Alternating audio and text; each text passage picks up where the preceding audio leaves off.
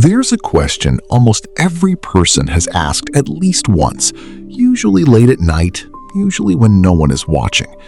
Is anyone actually out there? You look up at a sky full of stars, or you sit beside someone you love who is dying, or you hold a newborn for the first time, and the question rises before you can stop it. Is God real? Or is this all just chemistry and accident? You are not the first person to ask. You are not the millionth. You are part of one of the oldest conversations the human race has ever had. And the Bible does something fascinating with that question. It never tries to prove God exists. Not once. Instead, it points outward and says, look, the evidence has been speaking the whole time. Psalm 19, verses 1 and 2. The heavens declare the glory of God, and the firmament shows his handiwork. Day unto day utters speech, and night unto night reveals knowledge. The Hebrew word for declare is sapar. It means to recount, to inscribe, to tell a story in detail. David is not saying the sky hints at God. He is saying the sky is preaching a sermon, and the sermon never stops. Think about what that means.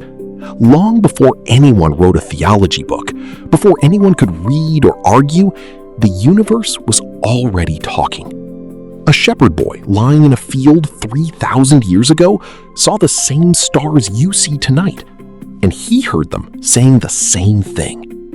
But here is where it gets interesting.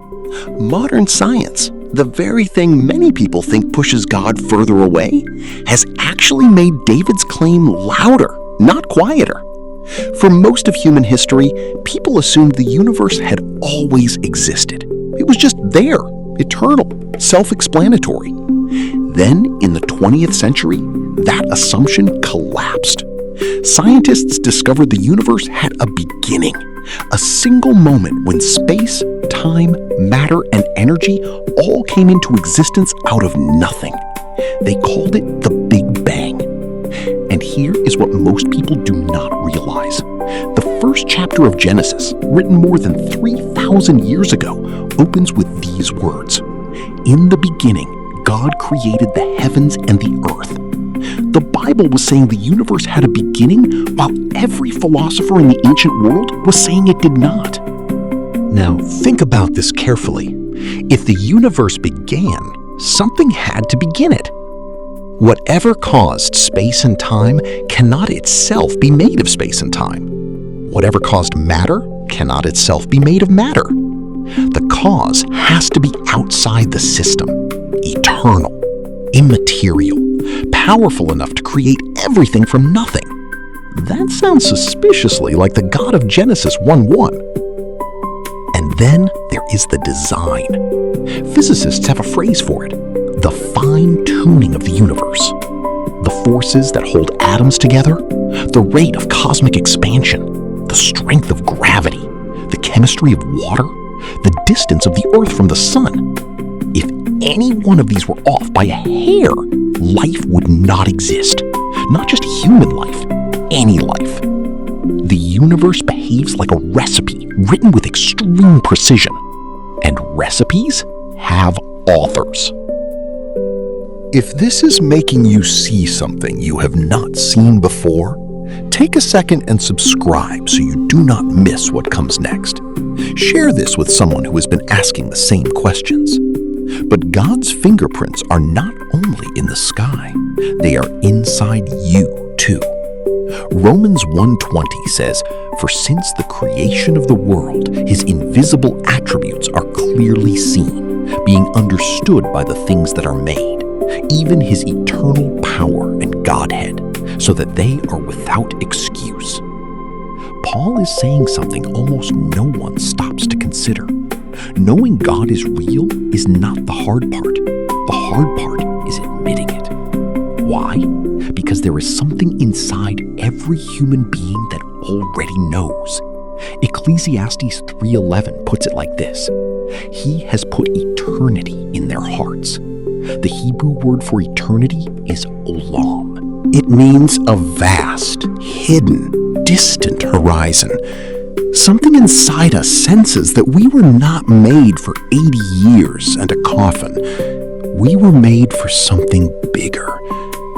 That ache you feel when a sunset is too beautiful to put into words, that longing when a song ends too soon, that hunger that nothing on earth seems to fill, those are not glitches, those are signals.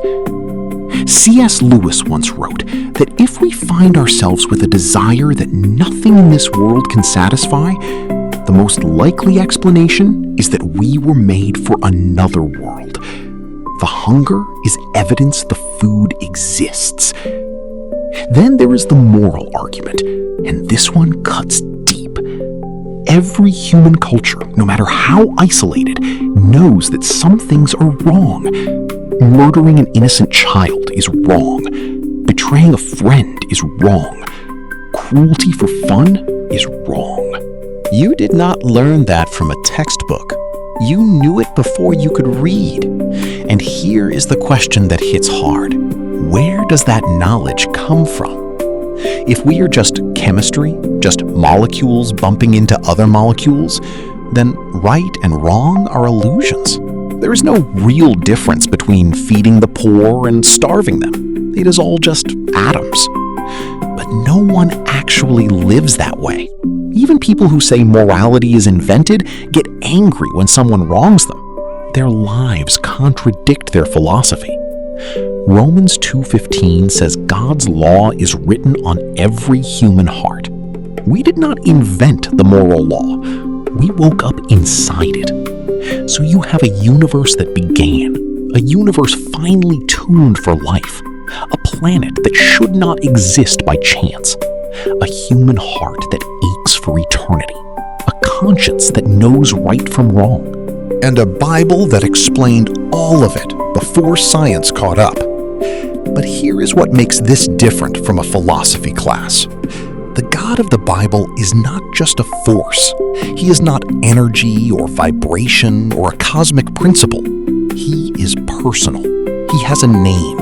He speaks. He acts. He loves. Hebrews 1:1 and 2 says, God, who at various times and in various ways spoke in time past to the fathers by the prophets, has in these last days spoken to us by his Son. The God who set the stars in motion stepped into a manger in Bethlehem. That changes everything. Because if God only spoke through the sky, you could admire him from a distance. But if God speaks through a son, he is asking for something more than admiration. He is asking for a relationship. So what do you do with this?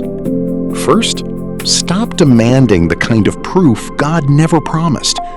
The Bible never says you will have certainty without faith. It says the evidence is enough for the honest heart. The heavens declare. The conscience whispers. The hunger inside you points somewhere. The question is not whether God has spoken. The question is whether you are willing to listen. Second, look up tonight. Actually do it. Step outside. Look at the sky David looked at. Hebrews 11:3 says, by faith we understand that the worlds were framed by the word of God, so that the things which are seen were not made of things which are visible. Every star above you is preaching. Every breath in your lungs is a gift you did not earn. Every moment of beauty that has ever moved you was a postcard from someone. And third, if God is real and the universe is shouting that he is, then the most important question you will ever ask is not, does he exist? It is, what is he like? Because if there really is a God who made you, who put eternity in your heart, who hung the stars and wrote the law on your conscience, then he is not waiting to be discovered. He is waiting to be known. The skeptic says, show me God, and I will believe. But God's answer, through David, through Paul, through Jesus himself, has always been the same. I already have. open your eyes. The heavens are declaring, the earth is shouting, your own heart is echoing. The evidence has been there the whole time. The only question left is what you will do with it.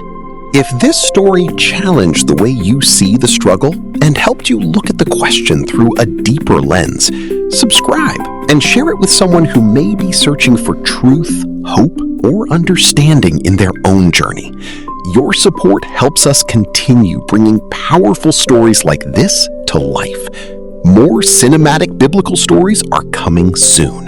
God bless.